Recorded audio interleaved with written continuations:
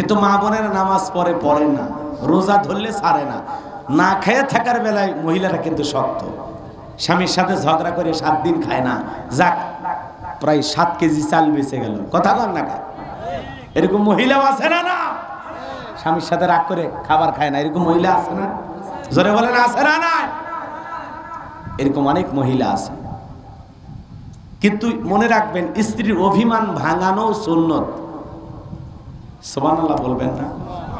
স্ত্রী রাগ করেছে, তার অভিমানটা কি করতে হবে? ভাঙাইতে হবে।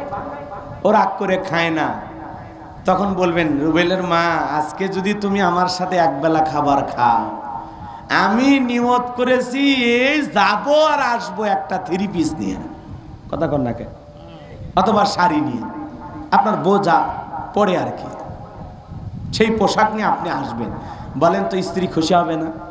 আচ্ছা, এই এই এই এই মনে করেন এই ছোট একটা ডোজ দিলেন, না পা এটা খায় যদি কাজ না হয়, আরো ডোজ আছে না? না, এবার নাফা ফিলাস। কতক্ষণ না খায়? রাগ করতেছেন আপনারা?